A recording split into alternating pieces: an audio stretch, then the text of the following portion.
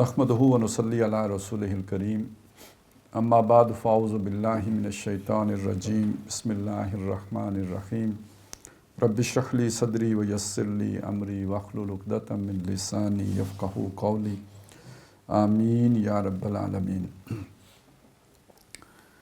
आज की नशिस्त खासी मुश्किल हो गई है।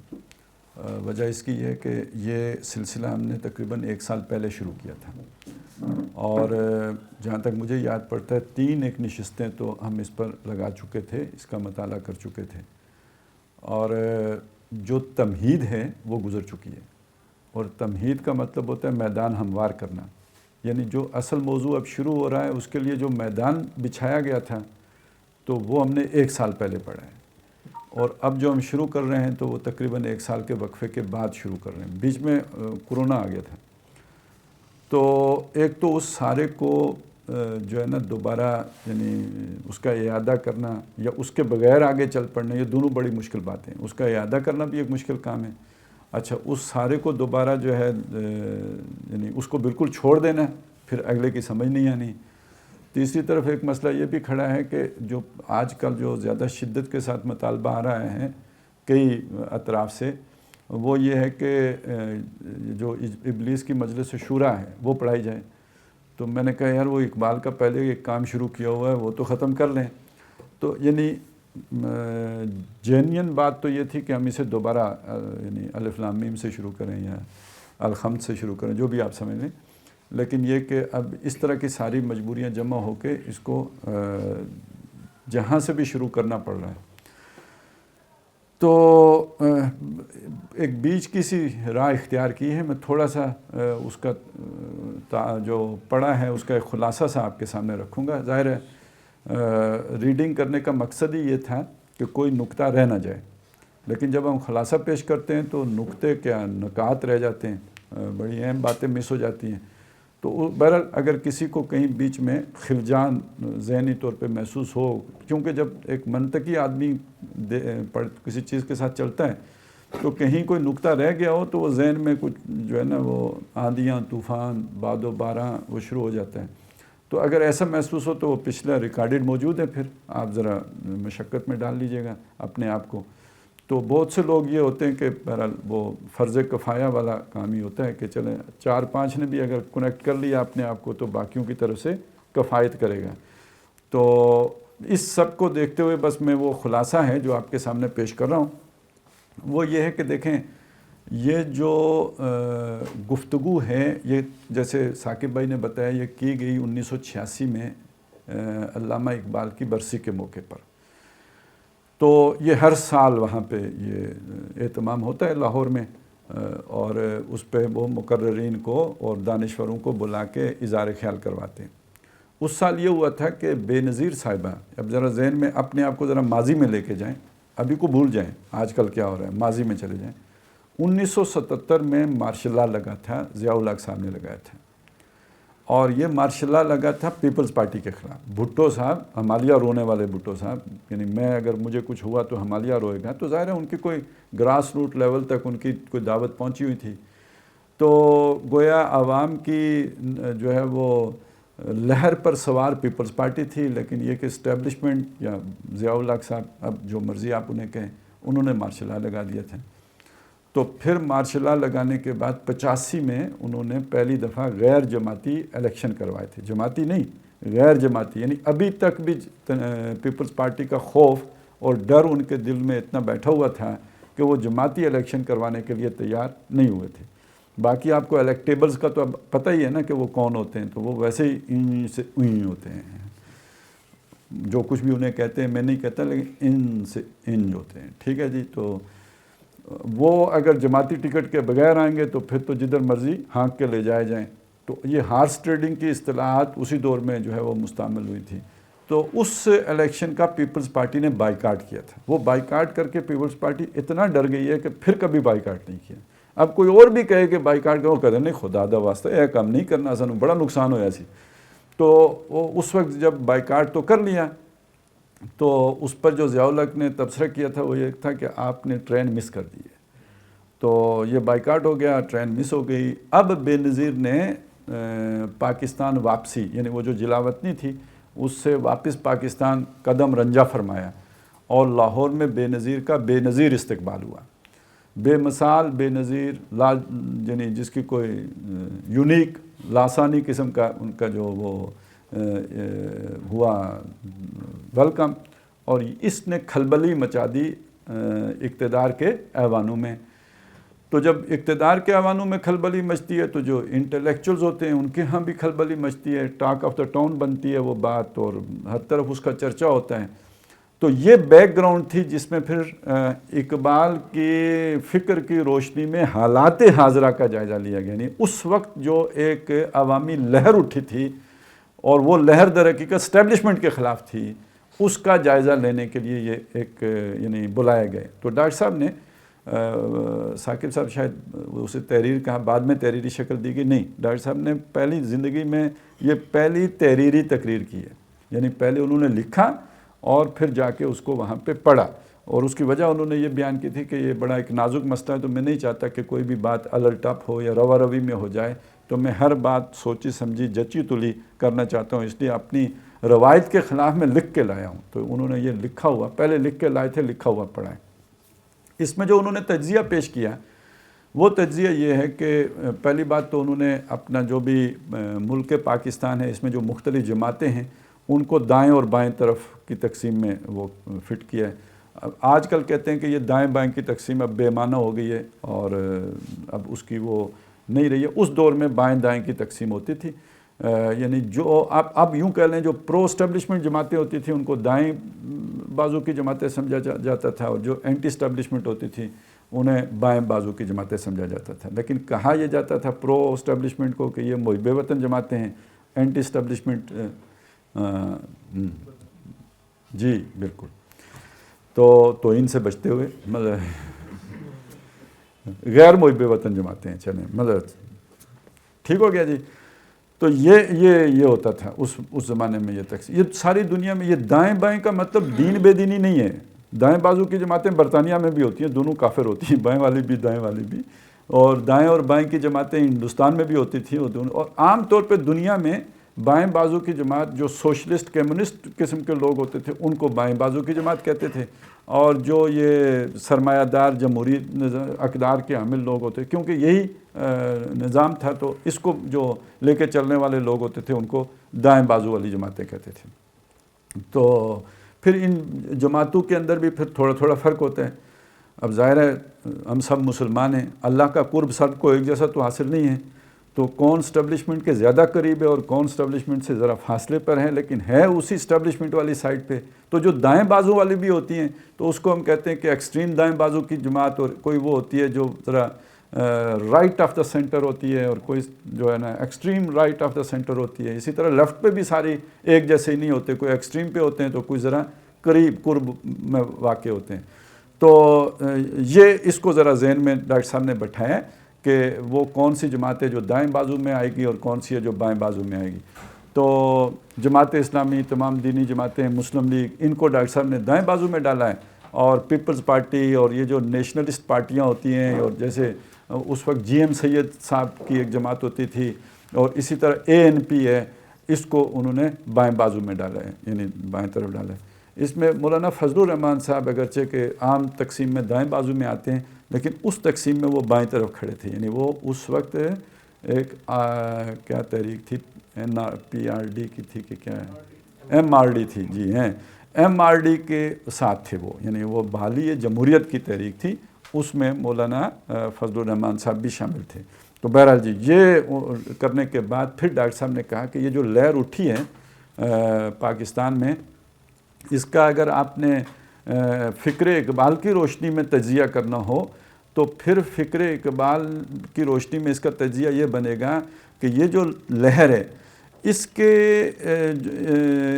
یعنی اگر فکر اقبال کی روشنی میں اسے دیکھیں تو اقبال نے جو مشاہدہ مغرب کا کیا ہے تو اس کو سامنے رکھنا پڑے گا۔ تو وہ جو مشاہدہ ہے علامہ اقبال کا وہ یہ ہے کہ جو تہذیب مغرب ہے اس کا جو انر کور ہے وہ قرآنی ہے، اور جو اس کا ڈیزلنگ ایکسٹیریئر ہے، یہ جو اس کی وہ جو چمک دمک اور جو اس کا ظاہر باہر جو ہے وہ بے شک جو ہے آپ اسے کہیں وہ کافرانہ ہے، اور الہاد اور جو ہے وہ بے دینی پر مبنی ہیں، لیکن اس کا جو انر کور ہے وہ قرآنی ہے۔ یہ وہ ساری چیزیں جو ہم پڑھ چکے ہیں، اس کو بس میں نے صرف تازہ کرایا، میں اس میں ابھی ڈیٹیل میں نہیں جا سکتا کیونکہ وہ پھر وقت سارا اسی میں لگ جائے گا۔ اب اس سے آگے چلیں گے تو یہ تھوڑا سا کنیکٹ ہو جائے گا، پھر بات سمجھ میں آنا شروع ہو جائے گی۔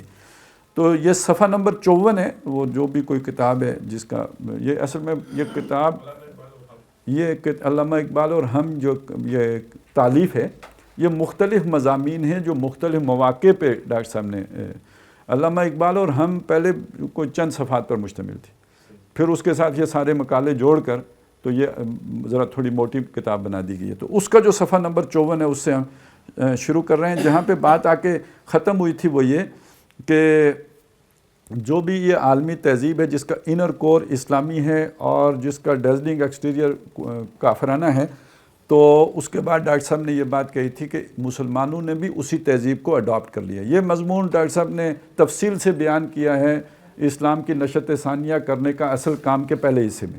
اس میں جو انہوں نے تہذیب کا جو آج کی گلوبل سویلائزیشن کا جو تجزیہ پیش کیا ہے، تو اس میں یہ ساری چیزیں زیادہ تفصیل کے ساتھ آئی ہیں، میں پہلے بھی حوالہ دے چکا ہوں۔ اور اس کا مطلب یہ ہے کہ بے شک کوئی مسلمان ہو، کوئی ہندو ہو، کوئی سکھ ہو، کوئی عیسائی ہو، کوئی یہودی ہو، دنیا پوری میں تہذیب ایک ہی ہے۔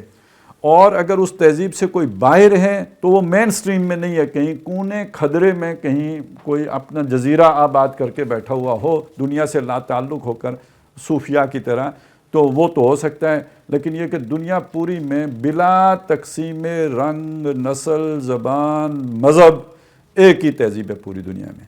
تو اس تہذیب کی وہ بنیاد ہے کہ جو مغرب سے آئی ہے اور اس کو مسلمانوں نے بھی اڈاپٹ کر لیا ہے۔ چنانچہ یہ جو صفحہ 54 کا آخری حصہ ہے، اوپر والا جو حصہ ہے جہاں پہ آ کے وہ پہلی والی بات ختم ہو رہی ہے، تو اس میں ڈاکٹر صاحب نے 2 شعر بھی لکھے ہیں کہ میں نے دیکھا ہے کہ فیشن میں الجھ کر اکثر تم نے اسلاف کی عزت کے کفن بیچ دیے، نئی تہذیب کی بیرو بہاروں کے عوض اپنی تہذیب کے شاداب چمن بیچ دیے۔ یعنی یہ مسلمانوں کی حالت ہو چکی ہے۔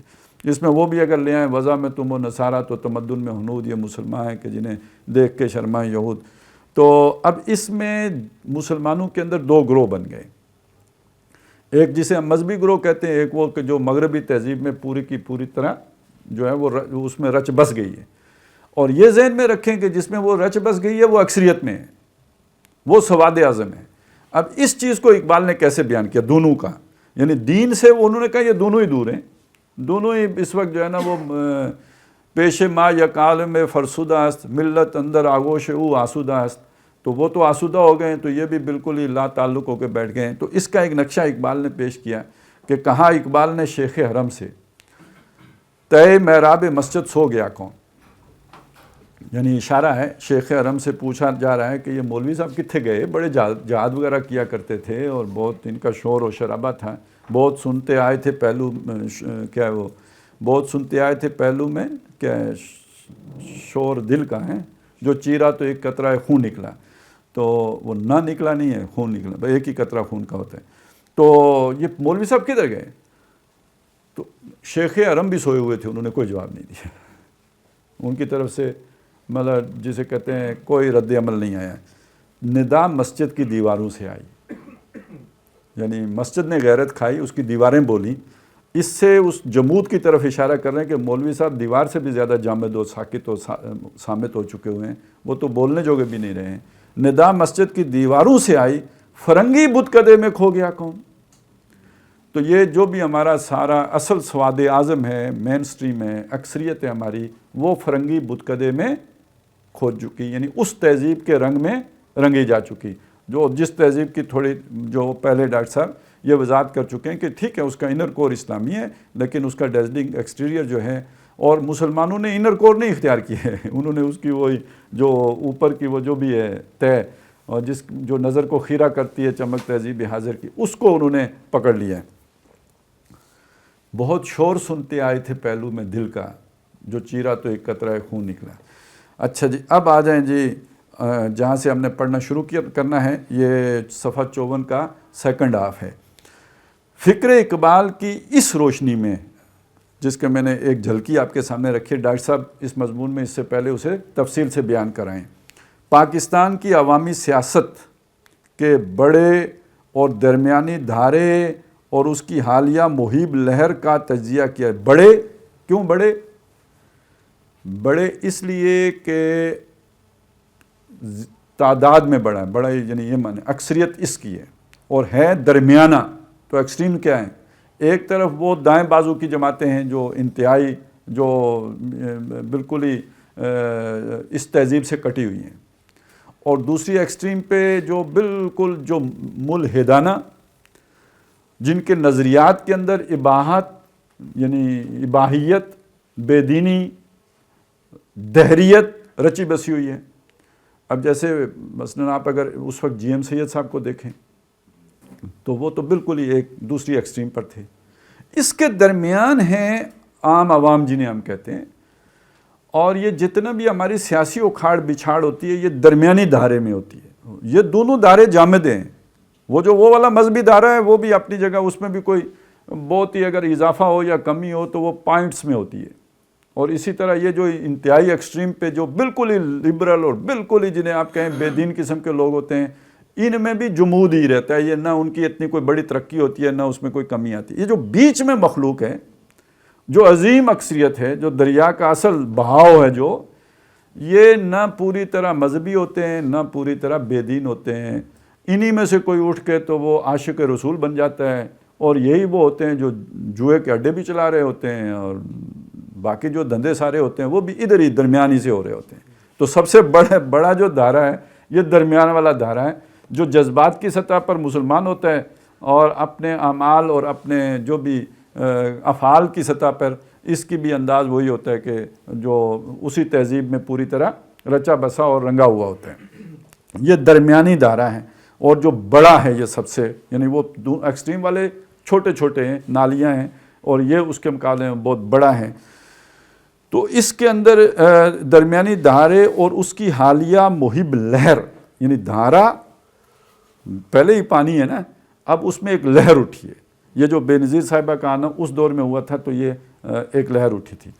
اب یہاں پہ اس کو بے نظیر صاحبہ کے آنے کو آپ یہاں پہ پی ڈی ایم پہ رکھ لیں۔ آج کے حالات کا اگر ساتھ جائزہ لینا ہو نا تو یہ درمیانی دھارے کی تحریک ہے۔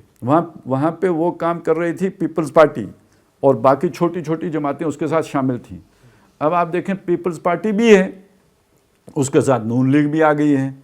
اچھا، وہ ساری جو بائیں بازو کی، اگر اس تقسیم کے اعتبار سے بائیں بازو کی جماعتیں شامل کریں، جیسے نیشنلسٹ پارٹیاں ہیں، علاقائی جماعتیں ہیں، لسانیت کی بنیاد پر ہیں، اس میں کچھ تو جیسے ایم کیو ایم تو ویسے بھی بیچاری ٹوٹ پھوٹ کا شکار ہو چکی، لیکن جو بلوچستان کی جیسے جماعتیں ہیں یا جیسے اور اس طرح کی جماعتیں ہیں، وہ بھی ساری اسی درمیانی دھارے والے ان جماعتوں کے ساتھ آ گئی ہیں۔ اس میں مولانا فضل الرحمان صاحب پھر ان کے ساتھ ہیں۔ تو یہ ایک لہر ہے جو پھر ایک ہلچل پیدا کر رہی ہے، ایک لہر ہے جس نے اسٹیبلشڈ، اب اسٹیبلشمنٹ نہیں کہا میں نے، اسٹیبلشڈ سسٹم کے اندر پھر ارتعاش پیدا کر دیا ہے، جس سے اسٹیبلشمنٹ کو پھر کچھ لالے پڑے ہوئے ہیں، کچھ مطلب سوچ و بچار جاری ہے کہ بھئی اب اس کا کیا علاج کیا جائے اور کیسے اس معاملے کو نپٹایا جائے۔ تو یہ ایک مہیب یعنی ہیبت والی، ڈراؤنی، جس سے چونک جائے آدمی، ایک ایسی لہر اٹھی ہے۔ تو اس مہیب لہر کا تجزیہ کیا جائے تو اس کے بھی دو جزو سامنے آتے ہیں۔ چنانچہ اس کا بھی ایک انر کور ہے جو نہ غیر اسلامی ہے، نہ غیر قرآنی، نہ افکار اور نظریات اقبال کے منافی، نہ افکار و نظریات اقبال کے منافی ہے۔ یہ بے نظیر کی تحریک کے بارے میں ڈاکٹر صاحب کہہ رہے ہیں۔ نہ جو انر کور ہے، نہ غیر اسلامی ہے، نہ غیر قرآنی ہے، نہ علامہ اقبال کے افکار و نظریات کے منافی ہے، نہ تصورات قائد اعظم کی نقیض، بلکہ عین قرآنی اور اسلامی بھی ہے، اور پاکستان کے مصور و مفکر اور مؤسس و معمار دونوں کے خیالات کے مطابق بھی۔ یہ مصور و مفکر کہتے ہیں ڈاکٹر صاحب علامہ اقبال کو، اور مؤسس اور معمار قائد اعظم کو، کے خیالات کے مطابق بھی، اور اسی میں اس دھارے کی مقبولیت اور اس کی قوت و شوکت کا راز مضمر ہے۔ یعنی یہ جو لہر ایک دم اٹھی ہے، اس میں جو ایک جان پیدا ہوئی ہے، یہ در حقیقت اس جان اس لیے ہے کہ نہ غیر اسلامی ہے، نہ غیر قرآنی ہے، نہ اقبال کے نظریات سے مخالف ہے اور افکار کے، اور نہ ہی قائد اعظم کے اقوال اور نظریات کے مخالف ہے، اور اسی لیے اس کے اندر طاقت ہے، کیونکہ یہ بہرحال اپنے اندر ایک قوت رکھنے والی سوچ ہے، وہ قرآن کی ہو، اسلام کی ہو، علامہ اقبال یا قائد اعظم کی ہو، تو اس کے اندر ایک طاقت ہے جس نے اس کو جذبہ دیا ہے، جس کی وجہ سے اس کے اندر قوت پیدا ہوئی ہے۔ یہ ذہن میں رکھیں ضیاء الحق صاحب کا دور ہے، اور یہ بھی ذہن میں رکھیں وہ ڈرے ہوئے ہیں، اور اس دور میں ڈاکٹر صاحب ایک اپنا تجزیہ پیش کر کے جس تحریک کے خلاف اسٹیبلشمنٹ کی ساری مہم یہ ہے کہ یہ بے دین ہے، بے نظیر کا تو مطلب دائیں بازو کے حلقے کا تو کہنا یہ تھا کہ اس کی حکومت ہی حرام ہے، اور وہ جو لوگ اس زمانے کی سیاست کو جانتے ہیں انہیں خوب پتہ تھا کہ یہ ساری تقسیم اس بات پر تھی اس زمانے میں۔ ابھی تو وہ کھاتے بھی، وہ چیزیں بھی مولانا فضل الرحمان کے کھاتے میں ڈال دی گئی ہیں، لیکن وہ ان کے ساتھ تھے۔ البتہ یہ باقی سارے IJI، وہ کہتے بھی یہ تھے کہ اس کا مطلب کیا، IJI کا مطلب کیا ہے، یعنی IJI نہیں سمجھے، جماعت اسلامی، وہ نہیں سمجھے گا، ٹھیک ہے نا؟ تو وہ مطلب وہ تو اب پتہ چلا نا کہ اس کے پیچھے کیا تھا، لیکن ڈاکٹر صاحب تب بھی وہی کہتے تھے جو اب پتہ چلا ہے۔ تو لیکن وہ اس وقت اس تحریک کو، جو بھی اس وقت مہیب لہر جو اٹھی تھی، اس کو کہہ رہے ہیں کہ اس کا انر کور بھی اسلامی ہے، قرآنی ہے، افکار اور نظریات اقبال کے مطابق ہے، اور نظریات و خیالات قائد اعظم کے مطابق ہے۔ وہ آگے کھل جائے گی بات، ابھی بس ہم عبارت سمجھتے ہوئے چلتے ہیں۔ اچھا جی، اور اسی میں اس کی شوکت اور مقبولیت کا راز بھی مضمر ہے، چھپا ہوا ہے، پوشیدہ ہے۔ البتہ دوسرا جز جو بجائے خود نہایت اہم اور لازمی ہے، اور دوسرا جز نہایت اہم ہے، بے خدا بھی ہے اور بے دین بھی، اور خالص مشرکانہ بھی ہے اور ملحدانہ بھی، اور یہ بات نہایت اہم اور لازمی ہے کہ ان دونوں اجزاء کو علیحدہ علیحدہ پہچان لیا جائے، اور دونوں کے ساتھ ایک طرز عمل اختیار کرنے کے بجائے علیحدہ علیحدہ رویہ اختیار کیا جائے۔ اب یعنی اس دور میں وہ سمجھا رہے ہیں کہ اس پوری چیز کو رد کرنا مسئلے کا حل نہیں ہے، اس میں جو جز صحیح ہے اسے مان لیا جائے، جو غلط ہے اسے غلط کہا جائے۔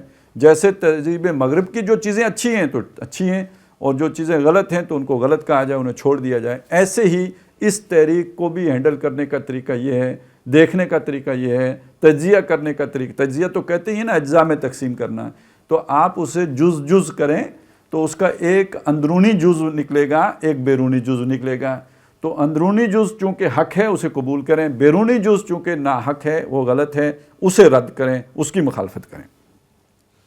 کہتے ہیں اس دہارے اور لہر کی جو یعنی اس دہارے اور لہر کی انر کور کے اجزائے ترکیبی میں سے، اب دیکھیں وہ جو انر کور ہے، یعنی پہلے تو آپ نے دو جز بنائے، انر کور اور اس کی ایکسٹیریئر کور، جو اس کا بیرونی حصہ ہے، وہ آپ نے دو علیحدہ کر دیے۔ اب جو انر کور ہے اس کا بھی کوئی اجزاء، یعنی وہ بھی کچھ چیزوں کا مرکب ہے، وہ کوئی یعنی سادہ چیز نہیں ہے، بسیط چیز نہیں ہے۔ جیسے ہوتا ہے نا، پانی ایک چیز ہے، پتی ایک چیز ہے، چینی ایک چیز ہے، تو یہ سارے علیحدہ علیحدہ اجزاء ہیں۔ تو ویسے تو پانی بھی مرکب ہے، کہتے ہیں وہ آکسیجن اور ہائیڈروجن کا، تو لیکن یہ کہ وہ زیادہ گہرائی والی بات ہے نا، اوپر سے تو ایک ہی دکھتا ہے، ٹھیک ہے، ایک ہی شے ہے، لیکن یہ کہ جب یہ سارے مکس ہو جائیں تو یہ ایک مرکب شے بن گئی، جو چائے جسے ہم کہتے ہیں۔ تو اسی طرح جو یہ انر کور ہے، یہ پانی کی طرح سازش ہے، یا پتی کی طرح سازش ہے، یا چینی کی طرح یا دودھ کی طرح سازش ہے، نہیں، یہ مکسچر ہے، یہ مختلف اجزاء کا مجموعہ ہے۔ تو اس لیے اسے اجزائے ترکیبی، جن چیزوں سے وہ مرکب ہوا ہے، وہ اجزاء کہ جو اس کے اندر ترکیب پا گئے ہیں، جڑ گئے ہیں، جو اس کے اندر آ کے جمع ہو گئے ہیں، اجزائے ترکیبی میں سے اولین، یعنی پہلے والا جو ہے، پہلا جز ہے، وہ ہے وَلَقَدْ كَرَّمْنَا بَنِي آدم۔ قرآن کہتے ہیں نا، ہم نے بنی آدم کو تکریم دی ہے، عزت دی ہے۔ اکرام کیا. اکرام کا لفظ تو پہلا نمبر ہے نا تبلیغی جماعت کے 6 نمبروں میں سے. کسی کو عزت دینا, اس کا احترام ملوز رکھنا, اس کو وارملی ویلکم کر, یہ سارا اکرام میں آ گیا. وَلَقَدْ كَرَّمْنَا بَنِي آدم الآیا, یعنی وہ پوری آیت وَلَقَدْ كَرَّمْنَا بَنِي آدَمَ وَحَمَلْنَاهُمْ فِي الْبَرِّ وَالْبَحْرِ وَرَزَقْنَاهُمْ مِنَ الطَّيِّبَاتِ وَفَضَّلْنَاهُمْ عَلَىٰ كَثِيرٍ مِّمَّنْ خَلَقْنَا تَفْضِيلًا. تو یہ جو ہے پوری آیت جو ہے جس میں اللہ تعالیٰ نے آدم علیہ السلام کی اولاد کی تکریم بیان کی ہے کہ ہم نے انہیں عزت دی ہے, ہم نے انہیں فضیلت دی ہے, ہم انہیں اٹھائے پھرتے ہیں خشکی اور تری میں, اور ہم نے جو کچھ بنایا ہے اپنی جو ہماری تخلیق ہے اس میں ایک بڑی تخلیق کے اوپر ہم نے اولاد آدم کو فضیلت دے رکھی ہے.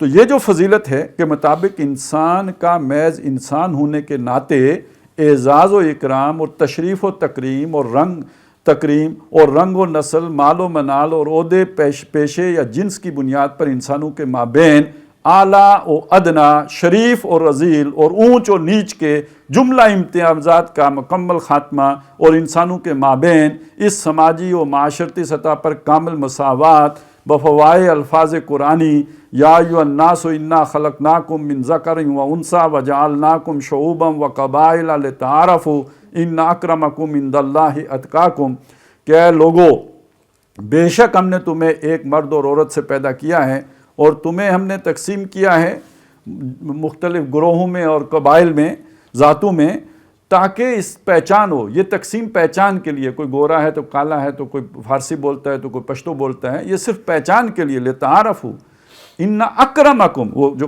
تکریم ہے اس میں جو اکرام کے قابل ہے وہ عند اللہ, اللہ کی نظر میں جو تم میں سب سے زیادہ متقی. اگر تو تقسیم ہو سکتی ہے تو تقوی کی بنیاد پر ہوگی, وگرنہ اللہ نے جو اکرام کیا وہ سب کا برابر ہے. اچھا جی, وہ جو انہوں نے کیا تھا نا کہ بنمن اور شدر, وہ تو سب سے تھلے درمیان میں بھی تھے نا, وہ ویش تھے, کھتری تھے کہ کھتری تھے. تو ایک سر سے پیدا ہوا تھا وہ بنمن ہو گیا, جو سینے سے پیدا ہوا یا بازو سے پیدا ہوا وہ شاید کھتری ہو گئے, اور جو ٹانگوں سے پیدا ہوئے وہ ویش ہو گئے, اور جو پاؤں سے پیدا ہوئے وہ شدر ہو گئے. اچھا بات سمجھ میں آتی ہے. دیکھیں آپ نے کوئی اونچ نیچ کرنی ہے تو مطلب اس کے بنیاد سے اٹھائیں گے نا اسے. اب سر سے پیدا ہونے والا پاؤں سے پیدا ہونے والا تو برابر نہیں ہو سکتے نا, معقول بات ہو گئی نا. لیکن قرآن نے بات ہی الٹی کر دی, انہیں کیا نہ اتوں تو نہ تھلوں, یہ سب ایک مرد اور عورت سے پیدا ہوئے. اس کا مطلب کیا ہے, اور سب ہم نے بنائے. انا خلقناکم, ہم نے تمہیں پیدا کیا, من ذکر و انثی. اب اس کا مطلب یہ ہے کہ جب ایک ہی رحم سے سب ہو تو پھر اونچ نیچ اوپر تھلے والا کام ختم ہو گیا. یہ اسلام کا تقاضا ہے. تو یہ جو تقسیم ہے بلیڈی سویلین والی اور وی آر دا چوزن پیپل والی, اس کے لیے الو کا پٹھا لیڈر بھی آ کے یہ نعرہ لگا کے کھڑا ہوگا نا تو لوگ اس کے پیچھے چل پڑیں گے, کیونکہ ان کی فطرت کو پکارا ہے اس نے. بات سمجھ میں آئی ہے. اس کے لیے ضروری نہیں ہے کیلیبر والا لیڈر, وہ اردو بھی نہ آنی ہوئے پویں انہوں, جہاں زور دینا ہو وہاں پہ وہ دھیما بولے, جہاں پہ دھیما بولنا ہو وہاں زور دے, اس سے فرق نہیں پڑتا. لیکن بات یہ کرے, لوگ اس کی بات کو سنیں گے, دل میں محسوس کریں گے. یہ جو درمیانی دائرے میں یہ جو بات کہی تھی نا, اسی وجہ سے اس کے اندر یہ جوش ہے, جذبہ ہے, اس کی جو راز اس کے اندر پوشیدہ وہ کیا ہے, یہ وہ شے جو جا کے دل پہ لگتی ہے. یہ بات آپ پنجابی میں کہیں, اردو میں کہیں, انگریزی میں کہیں, جس زبان میں کہیں, دوسرا سمجھتا ہے یہ میری بات ہے. پہلا نقطہ یہ سمجھ, یہ جو اجزائے ترکیب میں سے ایک جز ابھی سامنے آیا ہے. آگے چلیں. ان امتیازات کا کلی خاتمہ اور کامل انسانی مساوات کا بالفعل قیام. اچھا اس میں یہ تو ایک چیز تھی نا جو میں نے آپ کے سامنے مثال کے طور پہ رکھی ہے. باقی بھی جو اونچ نیچ کے جتنے تصورات ہوتے ہیں تو وہ انسان قبول نہیں کرتا. جس کو نیچ بنایا جاتا ہے نا تو اس کے اندر ایک ری ایکشن ہوتا ہے. جب بھی کوئی وہ والی آواز لگے گی وہ دوڑ کے ادھر جائے گا. اور اسی میں یہ جو امتیازات جس طرح کے بھی ہوں نا, ان کا خاتمہ کرنا انسان کی فطرت کی آواز ہے. اچھا جی، ان امتیازات کا کلی خاتمہ اور کامل انسانی مساوات کا بالفعل قیام رسول عربی صلی اللہ علیہ وسلم کا وہ ترہ امتیاز ہے کہ جس کے سامنے ایچ جی ویلز جیسے دشمن اسلام اور شاتم رسول صلی اللہ علیہ وسلم بھی اپنے آپ کو سر جھکانے پر مجبور پاتے ہیں۔ یعنی ایچ جی ویلز نے بھی لکھا تھا نا کہ یہ اس کے یعنی انسانی مساوات کے واعظ تو حضرت مسیح موعود نے بھی بہت کہے تھے، لیکن یہ کہ ان اصولوں پر ایک معاشرہ تاریخ انسانی میں پہلی مرتبہ اگر کسی نے قائم کیا تو وہ محمد رسول اللہ صلی اللہ علیہ وسلم۔ اچھا، تو یہ جو ڈاکٹر صاحب نے کہا تھا نا عین قرآنی ہے، تو پہلے قرآن کی آیات پیش کر دی، عین اسلامی ہے تو وہ معاشرہ جو حضور نے بنایا تھا اس میں یہ امتیازات سارے ختم کر دیے تھے، اب وہ چیز بتا رہے ہیں۔ لیکن بدقسمتی سے یہی وہ چیز ہے جو موجودہ نام نہاد مسلمان معاشرے میں ناپید ہو چکی ہے۔ اس ضمن میں علامہ اقبال نے تو صرف یہ فرمایا تھا کہ یوں تو سید بھی ہو، مرزا بھی ہو، افغان بھی ہو، تم سبھی، اب اس میں جمع کر لو، فوجی بھی ہو، تم سبھی کچھ ہو، بتاؤ تو مسلمان بھی ہو۔ میں ان کی روح سے معذرت کے ساتھ اس میں یہ اضافہ کروں گا کہ تم سبھی کچھ ہو مگر سوچو کہ انسان بھی ہو۔ ٹھیک ہو گیا جی، بات تو میرا خیال ہے اب کوئی مبہم نہیں رہی، گنجلک نہیں رہی، کھل گئی ہے ساری، کہ گویا مسلمان ہونا بھی یہ تو اس سے بھی نچلی بات، یعنی کم تر درجے میں انسان ہونے کا بھی تقاضا یہ ہے کہ ایک دوسرے کو برابر سمجھا جائے۔ اگر اس میں اونچ نیچ کے آپ اس طرح کے تصورات رکھیں تو در حقیقت پھر آپ انسان میں نہیں، پھر شیطان میں شمار ہوں گے نا۔ انا خیر منہ، میں اس سے بہتر ہوں کیونکہ میں سر سے پیدا ہوا ہوں۔ اس نے یہی کہا تھا نا، خلقتنی من نار و خلقتہ من طین، تو خلقتنی من راسوں کا اپنے سر سے پیدا کیا تو نے، تو اس کو پیدا کیا پاؤں سے، تو وہ بنیاد انہوں نے فراہم کر دی۔ تو یہاں پہ ہم نے ایک اور کہ we are the viceroy of Great Britain. East India Company چلی گئی تھی نا، تو ہمیں نا، ہمیں چھوڑ کے گئی تھی نا، تو اس لیے وہ چونکہ لارڈ تھے تو ہم ان لارڈز کے وائس رائے ہیں، لہٰذا تم سارے بلڈی ہو۔ تو اب یہ جو تقسیم ہے، بہرحال انسان اس کو گوارا کرنے کے لیے تیار نہیں ہوتا، جیسے اس تقسیم کو گوارا کرنے کے لیے تیار نہیں ہوتا، ایسے ہی اس تقسیم کو بھی گوارا نہیں کرتا۔ اس انر کور کا دوسرا اہم جزو، یہ ایک جزو سامنے آ گیا، دوسرا اہم جزو انسان کے بنیادی عمرانی حقوق یعنی سول رائٹس ہیں۔ آج بھی میرا خیال ہے اسلام آباد عدالت میں وہ اظہار رائے کی عدالت والا کوئی مقدمہ چل رہا ہے۔ یہ جس طرح وہ بین کر دیتے نا، وہ یہ نہیں انٹرویو آ سکتا تو وہ بات نہیں ہو سکتی، تو یہ یوں ہوگا، تو چینلز پہ یہ پابندی ہے، تو سوشل میڈیا پر یہ پابندیاں ہوں گی۔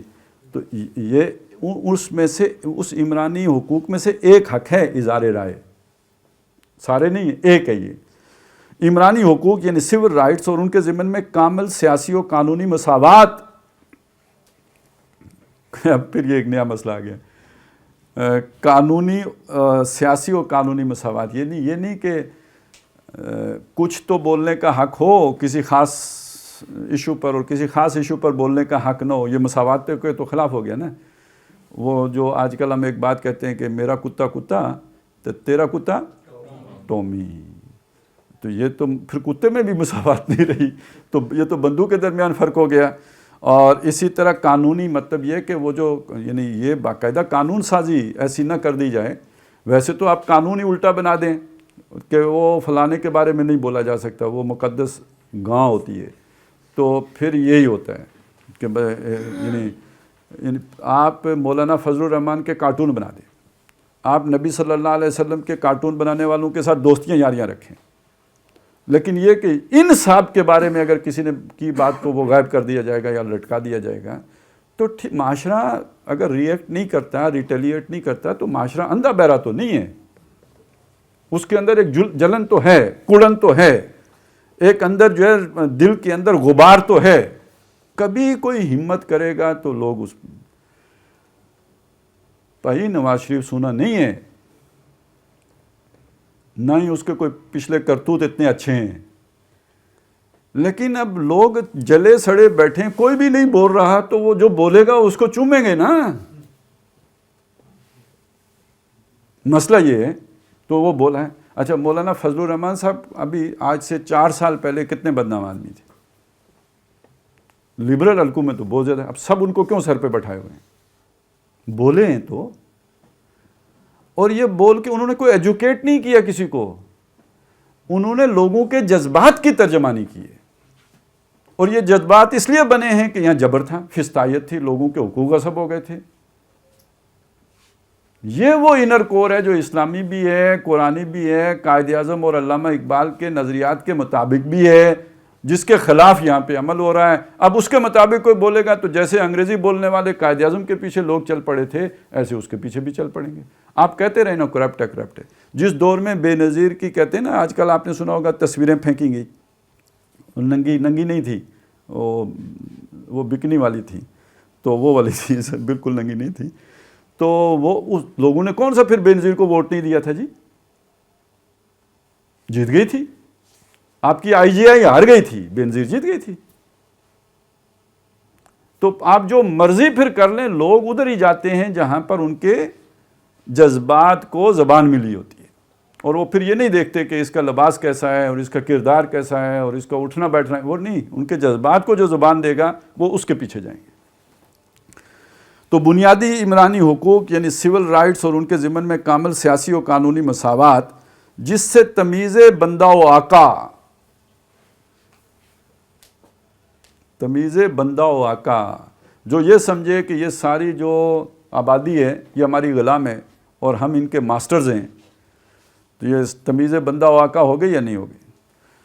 طالبان قانون ہاتھ میں لیں تو باغی, اور جس کی ضمانت ضبط ہو جائے اس کو, اس کا گروہ جو ہے عدالت سے, بھری عدالت سے اٹھا کے جا کے گھر چھوڑ کے آئے, اور پوری ریاست ٹک ٹک دیدم دم نہ کشیدم کی تصویر بنی ہوئی ہو, تو وہ پھر بھی قانون کا اور جو ہے وہ پابند اور وطن کا محب, وہ سارا وہ جوں کا توں رہے گا. تو ٹھیک ہے, آپ کسی کو میڈیا کی زبان بند بھی کر دیں تو لوگوں کی آنکھیں تو بند نہیں ہیں, ان کے سامنے ہوا ہے نا یہ سب کچھ, وہ دیکھ رہے ہیں. یہ تمیز بندہ و آقا ہے نا, کہ ایک کے ساتھ آپ کا سلوک اور ہے, دوسرے کے ساتھ آپ کا سلوک اور ہے, یہی تو تمیز ہوتی ہے. تو تمیز بندہ و آقا کا مکمل خاتمہ ہو جائے, اور نہ کوئی قوم کسی دوسری قوم پر حکمران ہو, نہ کوئی طبقہ دوسرے طبقے پر برتری کا حامل ہو, اور نہ ہی کوئی علاقہ دوسرے علاقے پر بالادستی کا حق جتائے, پنجاب سندھ پر یا بلوچستان پر یا کسی اور صوبے پر, یا یہ کہ کوئی قوم دوسری قوم کے اوپر, یا کوئی طبقہ سرمایہ دار جو ہے وہ جاگیرداروں پر, یا جاگیردار یہ سمجھیں سرمایہ داروں پر. ایک دور میں ہمارے ہاں یہ بھی رہا ہے کہ بھئی یہ جاگیردار ہوتا ہے اصل نواب, تو یہ کدھر سے لوہار شوہار اٹھ کے تو یہ آ گئے ہیں جناب سیاستدان بن گئے ہیں. ایک دور میں سیاست اس چیز کے گرد بھی گھوما کرتی تھی. تو نہ ایک طبقہ دوسرے طبقے کے اوپر جو ہے وہ, اب اس میں یہ بھی نہ ایک ادارہ دوسرے ادارے کا بھی تو کرنا پڑے گا نا آپ کو.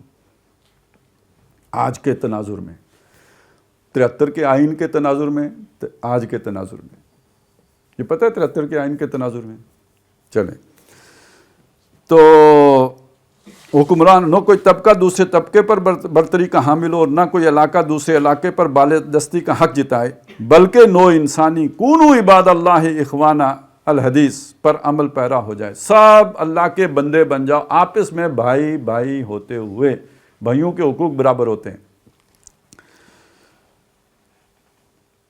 حضور نبی اکرم صلی اللہ علیہ وسلم نے اپنی ذات اقدس اور جسم اطہر کو بھی قصاص کے لیے پیش فرما کر حضرت عمر نے بھرے مجمع میں اعتصاب پر برافروختہ نہ ہو کر بلکہ بالفعل جواب دہی فرما کر، اور حضرت علی رضی اللہ تعالیٰ عنہ نے اپنے عہد خلافت میں عدالت میں ایک عام مدعی کی حیثیت سے پیش ہو کر اور اپنے دعوے کے اخراج پر قبیدہ خاطر نہ ہو کر، قبیدہ خاطر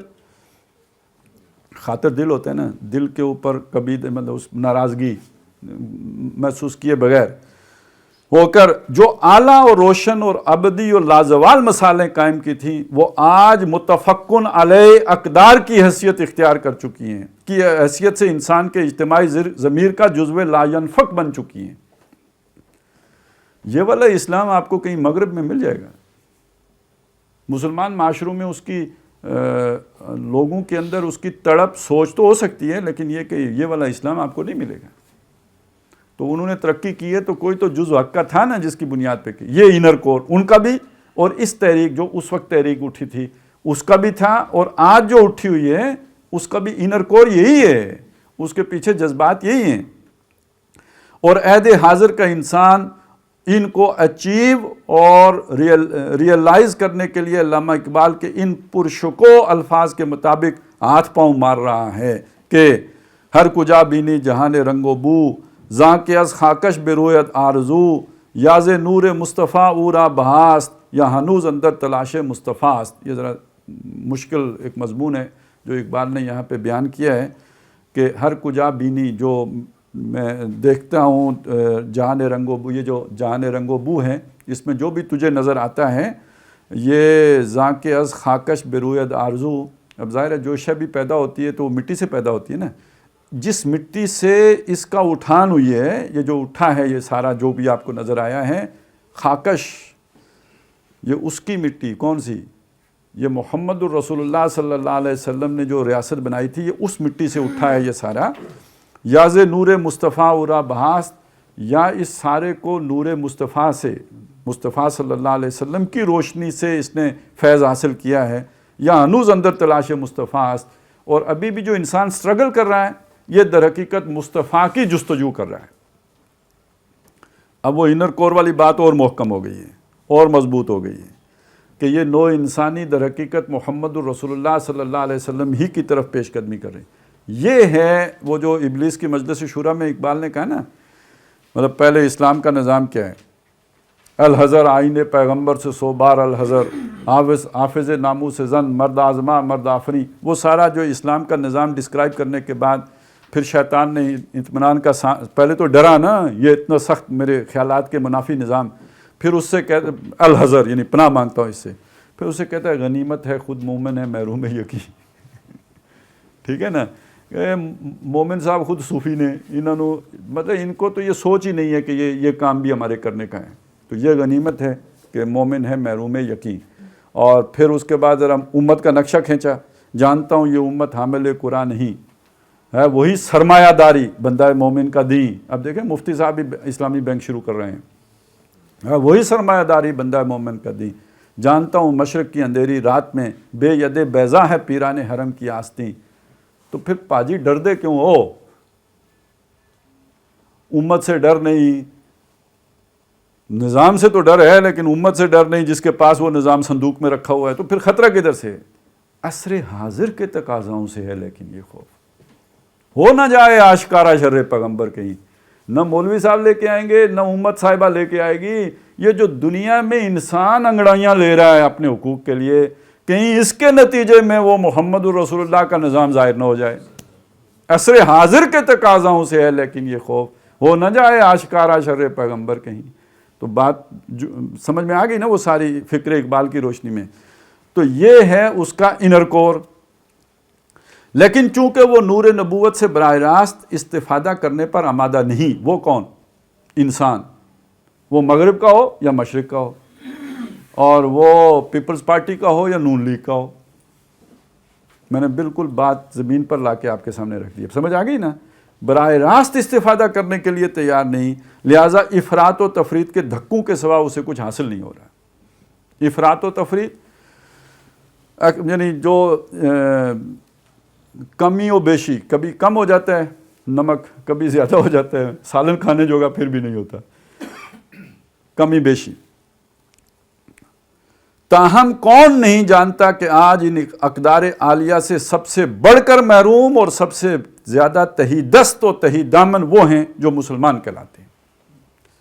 ابھی امریکہ کا جو صدر جیتا ہے اس نے جو پاکستان کے لیے نیا سفیر مقرر کیا ہے، اس سے اس کی ترجیحات پوچھی گئیں تو اس نے کہا کہ پاکستان انسانی حقوق کے اعتبار سے بہت ہی پیدل ملک ہے، میری ترجیح جو ہوگی وہاں جا کر انسانی حقوق کو سیکیور کرنا ہوگا. جی وہ حقوق جو مسلمانوں نے سیکیور کر کے دنیا کو دکھایا نا، یہ خود دنیا کے سارے غیر جانبدار محققین اس بات کو مانتے ہیں. آج ان مسلمان ملکوں میں آ کے انسانی حقوق کی گارنٹی یا سیکیورٹی کہاں سے ملے گی؟ امریکہ سے ملے گی. تو اس سے پتہ چلا کہ سب سے زیادہ محروم ان چیزوں سے، یہ جو اوپر بیان ہوئی ہیں، سب سے زیادہ محروم تہی دست و تہی دامن وہ ہیں جو مسلمان کہلاتے ہیں۔ تو سعودی عرب کے حالات تو ہم سے بھی زیادہ پتلے ہیں، پتہ ہی ہے نا، لیکن وہاں کا نام امریکہ بھی ابھی نہیں لیتا، ابھی اس کی ضرورت ہے وہاں، تو اس کا نام تو نہیں لے گا۔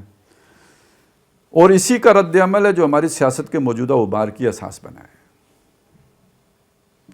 اچھا یہاں پہ اب دیکھیں، یہ بات اللہ کی طرف سے ہو گئی، کرونا آیا، ہم نے یہ پڑھنا مؤخر کر دیا، نہیں پڑھا۔ جتنی سمجھ آج اس حالات میں آ رہی ہے، شاید اس وقت اتنی کھل کے سمجھ بھی نہ آتی، تو اللہ دے کم نہ رالے۔ تو یہ ہے اس کے پیچھے اصل بات، نہ نواز شریف ہے، نہ اس کے پیچھے کوئی کیا بلاول بھٹو کوئی کرزمیٹک پرسنالٹی ہے کہ لوگ وہ دے پیچھے ٹور پہن گے، بھائی ایسا بھی کچھ نہیں ہے، ہم نے سنا ہے ان کو بھی، نہ وہ مریم صاحبہ کے اندر اتنی وہ ہے۔ اصل اس کے پیچھے جو جان ہے وہ یہ ہے، اور آپ ان کو مار بھی دیں گے نا، یہ سارے ختم بھی ہو جائیں، یہ پوری لیئر مٹ بھی جائے نا، تو کوئی جینین لیڈر اٹھ جائے گا۔ یہ تو آپ کے اپنے ہیں، نہیں سمجھ آئی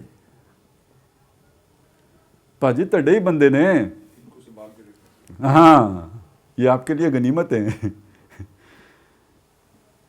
سب سے جو دجل ہوتا ہے نا، فراڈ ہوتا ہے، وہ یہی ہوتا ہے کہ بچہ یہ سمجھ رہا ہو میری ماں ہے، برقع ہوتا ہے نا، برقع میں چھوٹے بچے نے برقعے میں ماں کو دیکھا، اور اب اسے ہر برقعے والی عورت جو ہے ماں نظر محسوس ہوتی ہے، وہ یہ سمجھے ماں ہے، وہ ماں ہو نا، تو چلیں پڑوسن ہو تو وہ تو بتا دے گی تیری امی ادھر ہے، لیکن وہ کوئی ڈائن ہو، پھپھا کٹن ہو، وہ تو لے جائے گی۔ تحریکیں اس طرح کی ہوا ہوتی ہیں، جذبات نیک ہوتے ہیں، لوگ کیوں جانے دیتے ہیں بھائی؟ اگر دل کی پکار نہ ہو تو بندہ جان کیوں دے؟ لیکن اکثر لیڈر وہ ہوتے ہیں کہ جو یہ سارے جذبات، یہ ساری قربانیاں بیچ کھاتے ہیں۔ پتہ نہیں آپ کو، اب تو وہ میرا خیال ہے ہمارے ہاں صنعتیں ہی ختم ہو گئی ہیں، وہ جو مزدوروں کی یونینیں ہوتی تھیں وہ بھی اب نہیں ہوں گی، لیکن پہلے یہی ہوتا تھا نا، ایک فیکٹری ہے اس کے یونین بنائی ہوئی ہے، تو وہ جو یونین کا جو مزدور لیڈر، لیبر لیڈر، وہ باہر سے عوام کے وہ جو مزدور ہیں ان کے حقوق دو، جیسی تیسی مل بند کر دیں گے، شام کو جو ہے نا وہ مالکوں کے پاس بیٹھا ہوتا تھا کہ جی کیڑی گڈی تے راضی ہونا ہے، بس کہانی ختم۔ تو یہ تو آپ کے اپنے ہیں بھائی، زیادہ سے زیادہ 2/3 اکثریت کی مار ہیں، اس سے زیادہ کہاں جائیں گے۔ لیکن یہ کہ یہ جو عوامی جذبات ہیں ان کو کوئی اور اٹھانے کے لیے آ جائے گا، اور اگر کوئی یہاں سے نہ ملا تو باہر سے مل جائے گا، باہر سے بھی مل جائے گا۔ تو اگر یہ سچے بھی ہیں تو ان کے ساتھ کوئی جسے کہتے ہیں نا، کوئی درمیان میں آ کے کچھ لو کچھ دو کے اصول پہ کر لو، نہیں تو یہ نعرے لے کے مودی بھی آئے گا تو لوگ اس کے پیچھے چل پڑیں گے۔ ہم جیسے چلیں کہیں گے یار مودی ہے، ہندو ہے، فلانا ہے، ٹنگڑا ہے، لیکن لوگ تو، ہم تو کہتے ہیں بے نظیر کو ووٹ نہ دو، پھر بھی اسی کو دے دیتے ہیں، تو لوگ اسی کے پیچھے چل پڑیں گے۔ یہ ان کے دل کی آواز ہے، اس کو سمجھیں، اور یہ اس کی اصل طاقت ہے، اور یہ اس کی اصل قوت ہے۔ اس انر کور کا تیسرا لیکن اہم ترین جز ہے، اب یہ تیسرا سمجھ لیجئے، اور اہم ترین جز ہے معاشی۔ میں نے بتایا تھا نا یہ انر کور ہے، لیکن یہ کئی اجزاء پر مشتمل انر کور ہے۔ تو اب یہ تیسرا جز آ گیا، معاشی عدل و انصاف اور کم از کم مواقع کی حد تک کامل مساوات۔ عدل و انصاف یعنی انصاف تو برابر برابر کرنا ہوتا ہے، عدل کرنا برابر کرنے کو نہیں کہتے، جس کا جتنا حق ہے وہ اس کو دیا جائے، یہ عدل ہے۔ مزدور ہے تو اس کی مزدوری طے، اگر ویسے تو جو بھی ہوئی وہ مل گئی تو ہم کہیں گے عدل ہو گیا، لیکن اگر وہ مجبور ہے نوکری کرنے پر، مزدوری کرنے پر، کیونکہ اگر وہ مزدوری نہیں کرے گا تو شام گھر میں روٹی نہیں پکے گی، تو پھر کبھی بھی عدل کے مطابق اس کا ایگریمنٹ نہیں ہو سکتا۔ بات سمجھ میں آئی؟ مطلب کوئی بھی بندہ ہے، اسے پیسے کی ضرورت ہے، تو آپ کہیں جی میں 500 سے زیادہ نہیں دوں گا، تو وہ تو 500 کے بغیر مر جائے گا، تو پھر اس نے 500 پہ ہی گزارا کرنا ہے۔ عدل کا تقاضا یہ ہے کہ اسے 1200 ملنا چاہیے تھا۔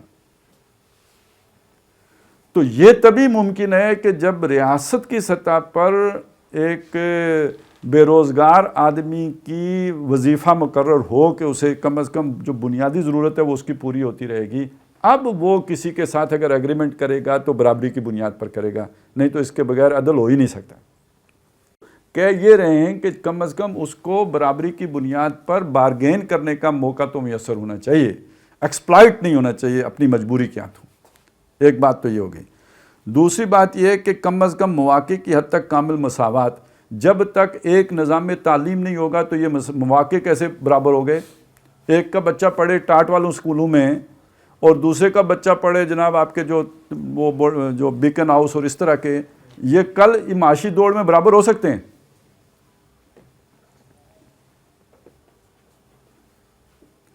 یار میں کوئی زیادہ ہی جذباتی تو نہیں ہو گیا؟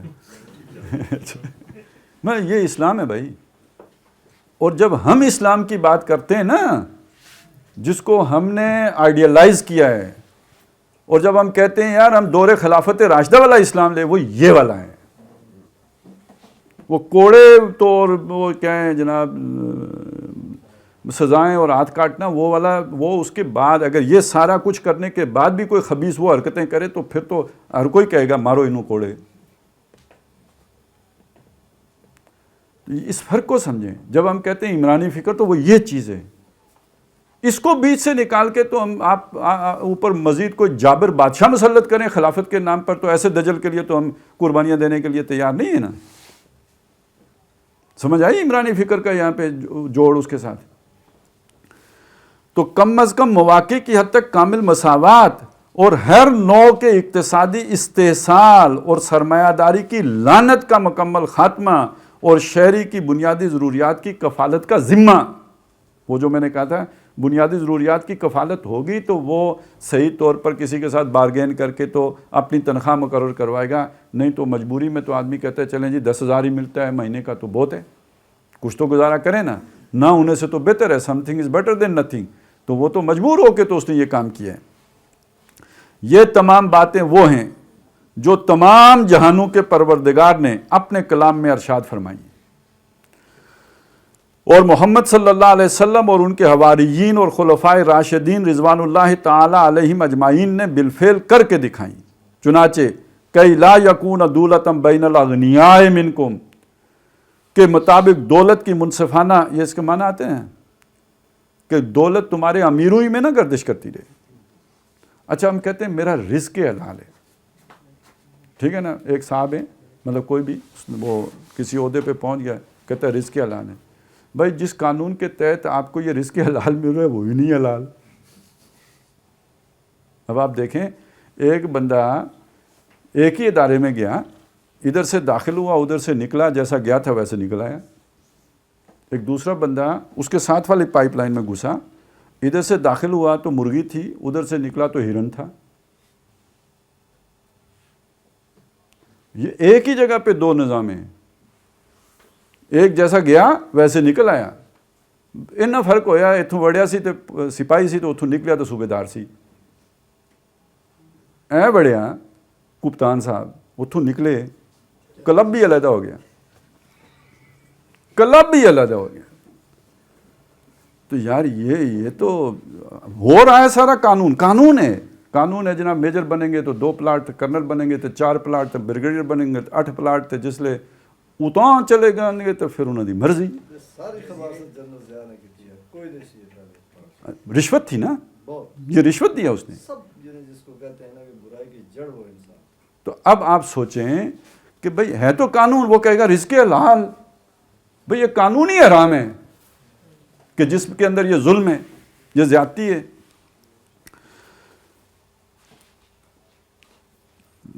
کئی لا یکون دولتم بین الاغنیاء منکم کے مطابق دولت کی منصفانہ تقسیم اسلام کے معاشی نظام کا اصل الاصول ہے، اور وما من دابۃ فی الارض الا علی اللہ رزقها۔ یہ آپ ذرا یہ بات کو اس انداز میں دیکھیں، زمین کے اوپر کوئی جاندار نہیں ہے مگر اس کی رزق کی ذمہ داری اللہ پر ہے۔ آج ایک آدمی بھوکا مر جاتا ہے تو اللہ نے ذمہ داری پوری نہیں کی اس لیے بھوکا مر گیا، نہیں، اللہ نے اس کا رزق اتارا تھا، ڈاکہ کوئی مار گیا ہے، اس نے قانون بنا کے ڈاکہ مارا ہو یا ویسے ہتھیار لیا ہو، ایک ہی بات ہے، کوئی فرق نہیں پڑتا۔ سمجھ آئیے نا بات کی؟ اللہ نے اپنی مخلوق کے لیے یہ سارا رزق اتارا ہے. اس پر کچھ لوگوں نے اگر قبضہ کر لیا ہے، خواہ قانون بنا کے قبضہ کر لیا ہو یا یہ کہ انہوں نے کوئی جبر سے قبضہ کر، ایک ہی بات ہے، کوئی فرق نہیں پڑا. وہ ظالم ہیں، انہوں نے منصفانہ تقسیم اس دولت کی نہیں ہونی دی جو اللہ تعالیٰ نے لوگوں کے لیے اتاری تھی. کے مطابق حضرت عمر کا یہ قول کہ اگر دجلہ و فرات کے کنارے کوئی کتا بھوکا مر جائے تو اس کے لیے اللہ کے یہاں عمر ذمہ دار ہوگا، اسلام کے اقتصادی مقاصد کے ضمن میں پالیسی سٹیٹمنٹ کی حیثیت رکھتا ہے، جسے اقبال نے یوں تعبیر فرمایا کہ کس نہ باشد در جہاں محتاج کس، نقطۂ شر مبیں این ہست و بس. اس دنیا میں کوئی آدمی کسی دوسرے کا محتاج نہ رہے، دین کا اصل نقطہ بس یہ ہے. بس اے دین، نواں دین نہیں، اصل دین، پرانا دین، اسلف الاسلاف کا دین، وہ اسلاف کے جن کی اتباع کا حکم محمد رسول اللہ نے دیا، علیکم بسنتی و سنت الخلفاء الراشدین المہدیین، ان کا دین. مجھے ویسے آپ اپنے گریبان میں جھانک کے خود دیکھ لیں، اس بات سے ہم بھی واقف تھے، اور اگر آپ اس کو مانتے ہیں نا، جو نظام کسی کو دوسرے کا محتاج بنا، اس سے بڑا شرک کیا ہوگا. اور سوچیں، غلام آدمی اللہ کی غلامی کر سکتے ہیں؟ کسی اور کے آگے جب محتاج ہو گیا، مجبور ہو گیا، وہ اللہ کی غلامی. تو سب سے بڑی سوچ حریت ہے، سب سے بڑی سوچ آزادی ہے، سب سے بڑی جو دولت وہ آزادی کی دولت ہے، کیونکہ غلامی میں تو ممکن ہی نہیں ہے کہ آپ اللہ کی صحیح معنی میں عبادت کر سکیں. تو بندے کو آزاد کیے بغیر آپ اس سے عبادت کیسے کروا سکتے ہیں اللہ کی؟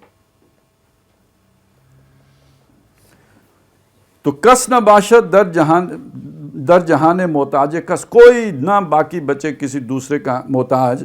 نقطۂ شرع مبین، شرع مبین شریعت، واضح شریعت، اس کا جو نقطہ ہے، جو اس کا یوں سمجھے کہ اس کا جو ایکسس ہے، جو اس کا بنیادی نقطہ ہے، این است و بس، یہ ہے بس.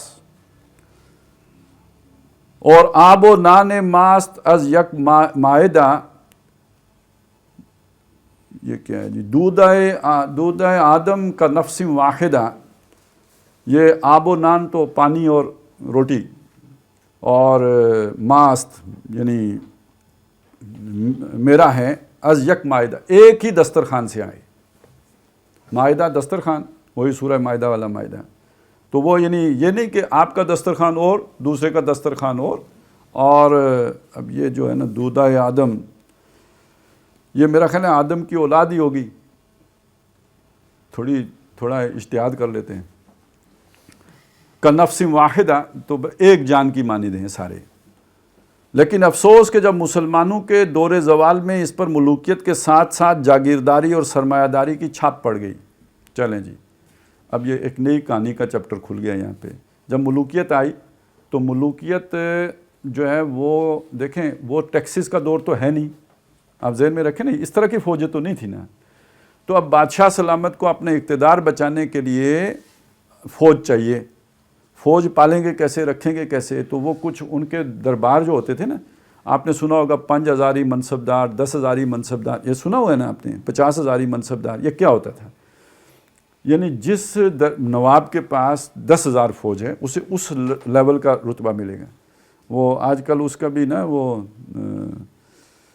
کہتے ہیں نا کھوتا گھوڑا ایک ہی وزن ہوتا ہے جمہوریت میں، تو وہاں ایک وزن نہیں ہوتا تھا. اس کی 10,000 ووٹ ہے، اس کی 50,000 ووٹ ہے. ظاہر ہے یہ 10,000 منصبدار ہے، یہ 50,000 منصبدار ہے. تو یہ بادشاہوں کے یہاں ہوتا ہے. اچھا یہ اتنی فوج پالے گا کہاں بھائی؟ ایک نوکر رکھ کے بندہ پے کر جاتا ہے، تو یہ 10,000 بندے کیسے پالے گا؟ تو اس کے لیے بادشاہ سلامت اس کو جاگیر الاٹ کر دیں گے. جا بھائی وزیرستان تیرا، اور چلا جا بھائی چولستان تیرا، اور جا سارا تھر تو لے لے. تو بس وہاں پہ وہ گھوڑے بھی رکھے گا، سارا کچھ بھی رکھے گا. جب جنگ درپیش ہوگی تو چل بھائی لے آ، تو وہ لے کے آ جائے گا آذرباش. تو اس وقت کی فوجیں اس طرح بنتی تھیں. تو بادشاہت تو بغیر جاگیرداری کی ہو ہی نہیں سکتی تھی. اسلام کا نظام کیا تھا جی؟ وہ تھا بیت المال کا. کہ وہ جو جاگیریں ہیں وہ کاشتکاروں میں تقسیم ہوں گی، ان سے خراج لیا جائے گا، یہ بیت المال میں آئے گا، بیت المال سے ڈسٹریبیوٹ ہوگا، عوام کی فوج و فلاح اور اس پر، اور جو آپ کو فوجی چاہیے وہ والنٹیئر ہوں گے، وہ جذبے سے لڑیں گے. ٹھیک ہو گیا جی، وہ والنٹیئرز آئیں گے. تو اب آپ نے جب اس طرح فوج پالنی ہے کہ جس نے جناب پیشہ 100 برس سے آبا کا سپاہگری ہے، پیشہ ویسے اے بھی چنگا پیشہ ہے، کیا پیشہ ہے بھئی؟ بندے نو مارنا یا خود مر جانا. کتنی عزت والا پیشہ ہے. نہیں آپ نے سوچا، مطلب پیشہ ور سپاہی کیا مطلب ہے اس کا؟ جس بندے کی روٹی روزی دال پانی اس پہ لگا ہو کہ اس نے بندے مارنے ہیں یا خود مرنے ہیں. یہ ٹوٹل اور 100 برس سے آبا کا ہے. کوئی عزت کا بھی کوئی حساب ہے نا کہ پیشہ 100 برس سے آبا کا سپاہگری ہے. اور وہ سپاہگری ہوتی کیا تھی؟ یہ ابھی اس نواب صاحب کے جو ہے نا صوبیدار صاحب ہیں، تو ادھر سے آفر آ گئی ہے تو ان نواب صاحب کو چھوڑ کے ادھر چلے گئے، وہاں کوئی اونچی کمانداری مل گئی تو ادھر چلے گئے. یہ 100 برس سے آبا جو کر رہے تھے وہ یہ تھا. پھر انگریز آ گئے تو وہی آبا کے جو فرزند تھے وہ انگریزوں کی فوج میں بھرتی ہو گئے، کیونکہ وہ زیادہ پیسے دیتے تھے، دال بھی ان کی اچھے والی تھی، تو اب ان کے ساتھ ہو گئے. تو 100 برس سے پیشہ، پھر 1000 برس سے پیشہ وہی چلا رہا ہے. تاریخ ہماری بڑی پرانی ہے، یہ والی ذہنیت بھی وہی ہے، اس پہ عزت بھی ہے. تو چھاپ پڑ گئی، جاگیرداری اور سرمایہ داری کی چھاپ پڑ گئی، تو اسلام اور قرآن کے رخ روشن کی یہ جہاں تابیاں نگاہوں سے اوجل ہوگی. یہ جو ہماری نگاہوں سے اوجل ہوا کیوں ہوا؟ یہ ملوکیت کی وجہ سے ہوا. یہ امریکیوں نے نہیں کیا، امریکیوں نے اس کو پھر زندہ کر لیا، مغرب نے اس کو زندہ کیا جو ہم نے چھپایا تھا. اور ہم نے کب چھپایا؟ جب ملوکیت کی ضرورتیں سامنے آئیں. اس کے مجرم ہم ہیں، یہ یہودی نہیں ہیں. یہ ہم مسلمانوں نے دین کا یہ رخ روشن لوگوں سے اوجل کیا اور چھپایا اور صندوق میں دبایا ہے. وہ صورت بن گئی جس کا نقشہ حضرت علامہ نے ان الفاظ میں کھینچا ہے کہ جانتا ہوں میں یہ امت حامل قرآن نہیں ہے، وہی سرمایہ داری بندہ مومن کا دین. جانتا ہوں میں کہ مشرق کی اندھیری رات میں بے ید بیضا ہے پیران حرم کی آستی. نتیجتاً قوم کی عظیم اکثریت تو اقبال کے اس شعر کا مصداق کامل ہی بن چکی ہے کہ ہیچ خیر از مرد کے زرکش مجو لن تنالوا البر حتی تنفقوا. تم نے نیکی کا کوئی ذرہ بھی نہیں پایا جب تک کہ تم وہ نہ خرچ کرو کہ جو تمہیں سب سے زیادہ محبوب ہے.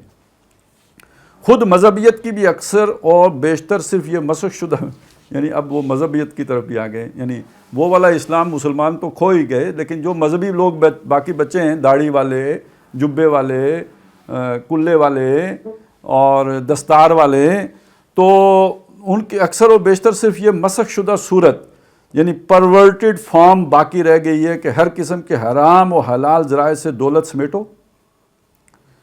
البتہ کچھ صدقہ خیرات کے کھاتے بھی جاری رکھو. یہ رمضان میں وہ جو افطاریاں کراتے ہیں سڑکوں پر، اسپتالوں کے باہر، نیک لوگ بھی ہوں گے لیکن اکثر ایسے ہی ہوتے ہیں. یہ جو عمرے اکثر ہر سال 2 کرنے گئے ہوتے ہیں ساری فیملی کے ساتھ، اسی میں یہ اسپتال بنانا بھی آتے ہیں، اسی میں رفاع عامہ کے سارے کام آتے ہیں. یہ سب اسی لیے ہو رہا ہوتے ہیں کہ وہ جو حرام کما کے نا ایک زمین کی خلش ہوتی ہے کہ نہیں ہوتی، اس کو مٹانے کے اللہ اے کنجراں والا کم بھی کیتا ہے تے نیکاں والا بھی تے کیتا ہے نا. تو غفور و رحیم ہے، کنجراں والے کم نو نہ ویکھی، اے نیکی والا کم قبول کر تو مینوں جنت بھی لے جائیں. یہ تو اللہ میاں کو رشوت دینے والی بات ہے. تو یہ مسخ، اسی لیے کہا مسخ شدہ تصور ہے یہ کہ خیرات کے کھاتے بھی جاری رکھو. چنانچہ حکومت کی جانب سے سود دے کر اس میں سے زکوٰۃ وصول کرنے کا تماشا تو حال ہی میں ہوا ہے.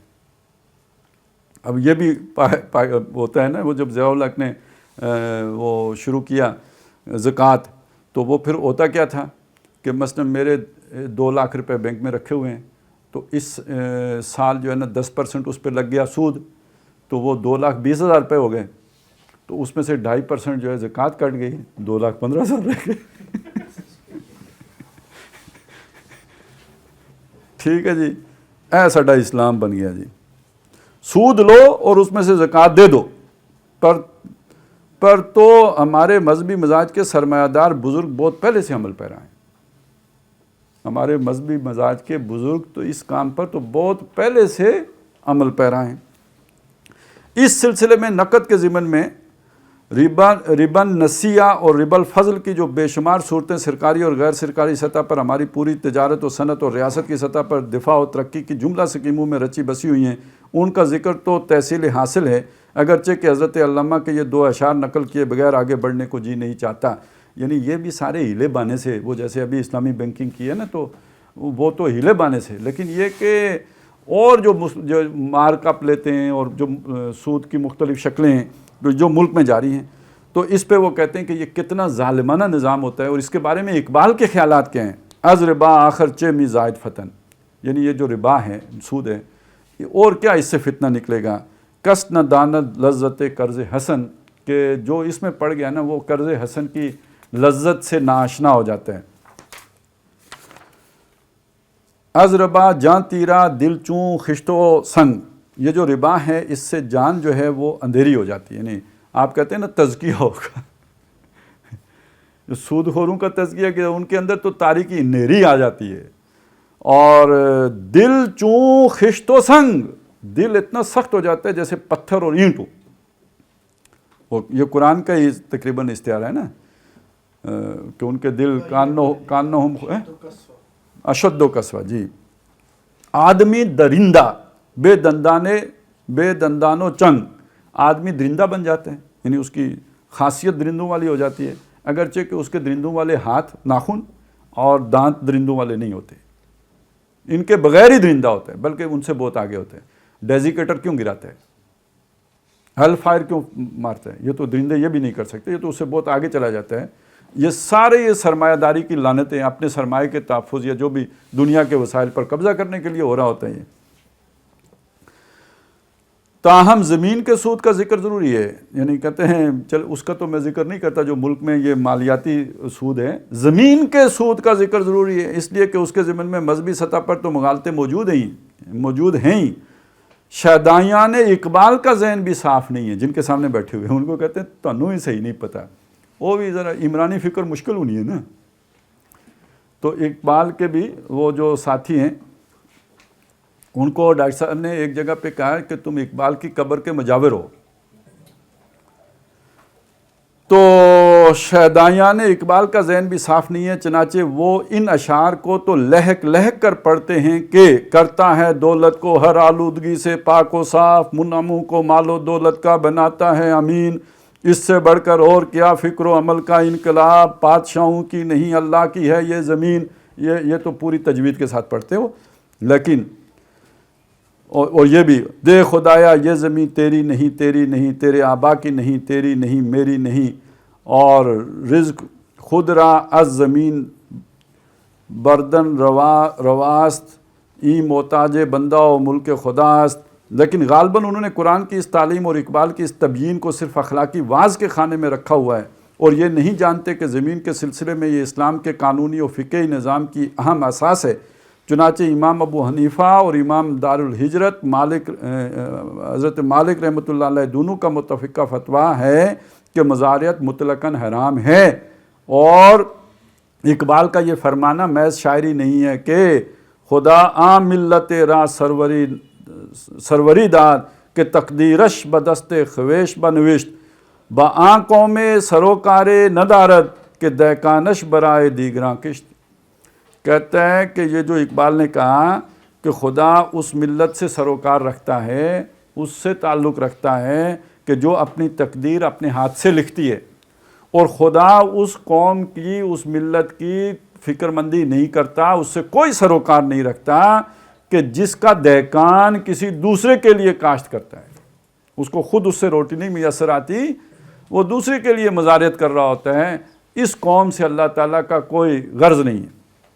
چنانچہ سماجی، سیاسی اور معاشی جملہ سطحوں پر تمام ناانصافیوں اور ناہمواریوں کا خاتمہ کر کے دین حق کے کامل نظام عدل و قسط کو بالفعل نافذ و قائم کرنے کے لیے مبعوث فرمائے گئے تھے خاتم النبیین اور سید المرسلین محمد الامین صلی اللہ علیہ وآلہ وسلم. बफ़वाए अल्फाज कुरानी व उमिरतु लिअअदिल बैनकुम और लियक़ूम अन्नासु बिलक़िस्त खुदाया आ करम बारे दिगर कून। अल्लाह ये काम जो है एक दफ़ा फिर हो, यानी अब वो दुआ इस पे कर रहे हैं कि मिसदाक इसी का पैगाम दिया था हकीमुल उम्मत और मुसव्वर पाकिस्तान अल्लामा इकबाल मरहूम ने। अब ज़ाहिर देखिए डॉक्टर साहब क्या चीज़ साबित कर रहे हैं, वो ये कह रहे हैं कि ये जो तहरीक उठी है मुहिब तहरीक, इसका जो इनर कोर है वो कुरानी भी है, इस्लामी भी है, इकबाल और कायद आज़म के नज़रियात के मुताबिक भी हैं। तो मोहम्मद रसूलुल्लाह सल्लल्लाहु अलैहि वसल्लम की बेसत तक तो वो बात पहुंचा चुके हैं कि भाई ये सारी यही चीज़ थी जिसके लिए कि मोहम्मद रसूलुल्लाह सल्लल्लाहु अलैहि वसल्लम की बेसत हुई थी।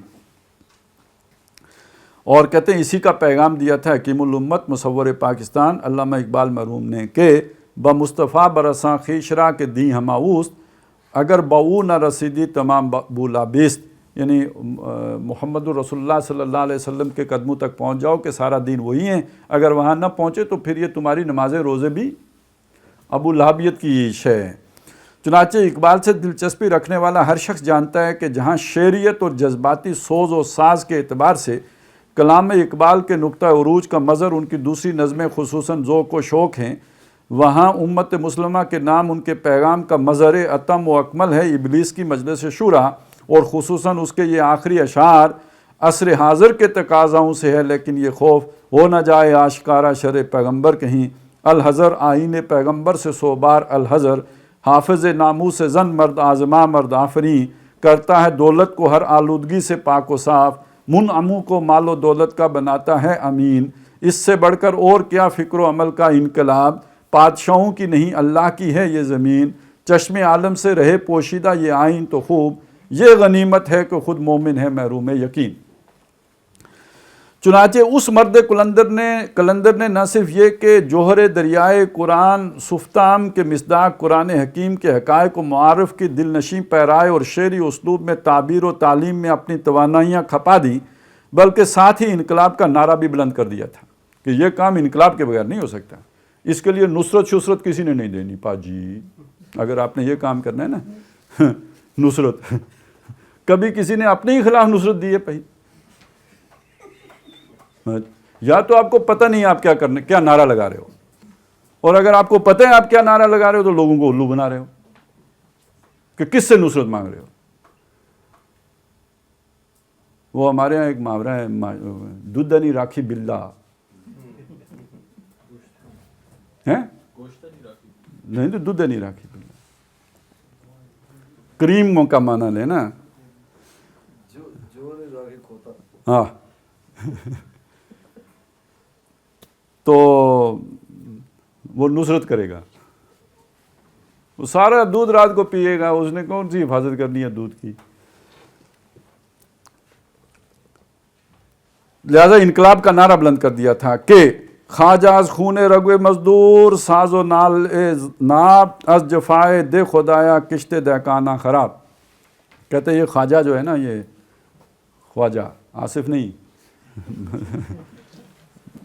नवाब साहब कह लें, खूने रगे मजदूर यानी वो जो मिल ऑनर है या जो भी, खूने रगे मजदूर, मजदूर की रग का खून साजद लाले ना, उससे कशीद करता है, भरता है, उस खून से अपने प्याला वो जो शराब पीता है वो जाम उस खून से भरता है। ये शराब नहीं है, ये मजदूर का खून है। अज जफाए दे खुदाया किश्ते दाकाना ख़राब, के क्या जुल्म है कि दे खुदा है, ये वो वाला खुदा नहीं है, यानी जो ज़मीन का जो मालिक है ना, जिसने ज़मीन बोई है, किश्ते दहकाना ख़राब, वो दहकान की जो खेती है वो ख़राब हो रही है, उसकी मेहनत कोई और उससे जो है फैज़ उठा रहा है। इनकलाब इनकलाब ए इनकलाब, इत्थे क्या है जनाब, नुसरत है। मेजर साहब से लेके जनरल साहब तक जो मर्ज़ी दे दे, तो ना जागीरदार ने देनी है, ना सरमायादार ने देनी है, ना किसी और ताकतवर ने देनी है, ये तो इनकलाब को पुकारना पड़ेगा। इनकलाब इनकलाब ए इनकलाब। ये दूसरी बात है कि उनके नाम लेवाओं और शहदाइयों ने उनके साथ वो मामला किया कि اب اس کو پڑھتے ہوئے سمجھیں کہ انہوں نے ڈاکٹر صاحب کے ساتھ بھی وہی معاملہ کیا کہ ہر کے ظن خود شد یار من، ہر کوئی اپنے خیال میں میرا یار بن کے بیٹھا ہوا ہے. وز درون من نہ جست اسرار من، اور جو کچھ میرے اندر ہیں، میرے جو راز ہیں، ان کو کوئی بھی نہیں پاتا. ان کی توجہ اس کو کوئی بھی جس انقلاب کے لیے میں کوشاں ہوں اس کی فکر ہی کسی کو نہیں ہے. ویسے اسے اسرار من، میرے اسرار کو بھی تو کوئی نہیں سمجھتا. ڈاکٹر صاحب کو بھی تو ان کے ماننے والے نہیں سمجھتے. مزید برآں یہی تھی وہ حقیقت جسے تعبیر فرمائی. یہ بھی ڈاکٹر صاحب نے ویسے لحاظ کر کے ان کو یہ باتیں کی ہیں، وگرنہ سمجھتے ہو تو وہ بھی خبیث سارا کچھ تھے نا جو تھے. کس کو نہیں معلوم کہ اقبال کیا کہہ رہے ہیں، لیکن یہ کہ کھانا کہاں سے.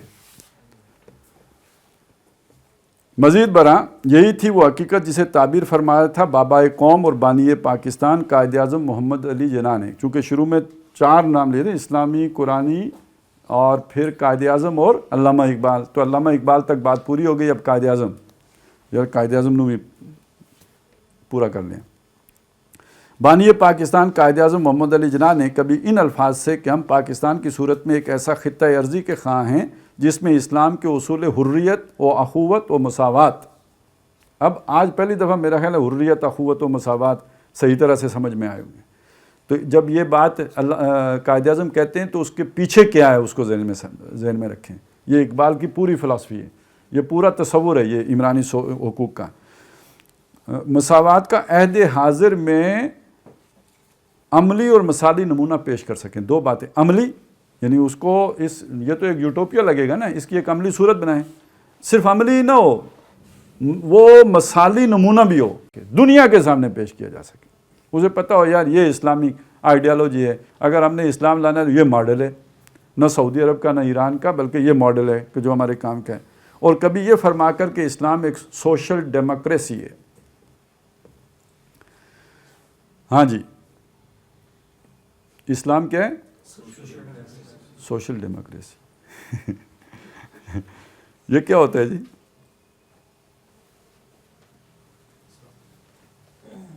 ڈیموکریسی کیا ہوتی ہے؟ ہاں، یہ عوامیت ہے. تو سوشل تو خیر چلیں، سماجی آ گئی، عمرانی ہو گئی. تو آپ کی جو خلافت ہے وہ کیا ہوگی؟ ڈیموکریٹک خلافت. کیڑی خلافت؟ ہاں. اس کا اسلامی ترجمہ کیا ہوگا جی؟ نہیں، خلافت عامہ. اور یہ خلافت عامہ کس نے اصطلاح وضع کی؟ شاہ ولی اللہ نے. نبوت کی جو خلافت تھی وہ خلافت خاصہ ہے. اس کے بعد خلافت عامہ کا دور. عامہ ہی عوام سے ہی عامہ ہے، یہ عوامی خلافت.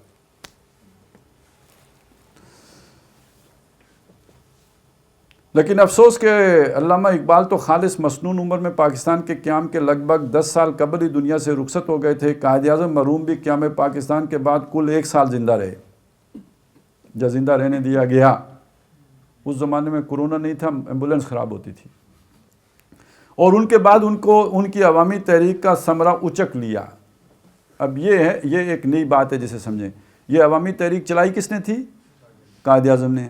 وہ وفات پا گئے، اس کا ثمرہ، اس کا جو پھل تھا وہ اچک لیا اولاً نوابوں اور نوابزادوں اور زمینداروں اور جاگیرداروں اور وڈیروں نے.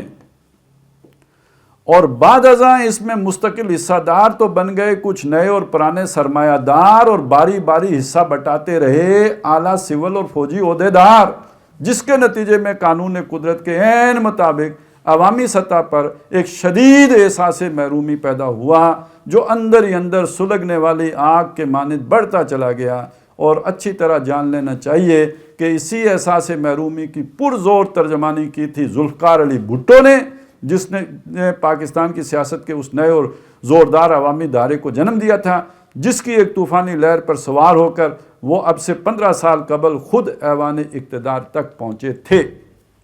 اب یہاں تک ہم اس کو کر لیتے ہیں. بس یہ پیراگراف ہم دوبارہ پڑھیں گے. اس کا جو پہلا جملہ ہے نا کہ قائد اعظم کی تحریک کو اچک کس نے لیا؟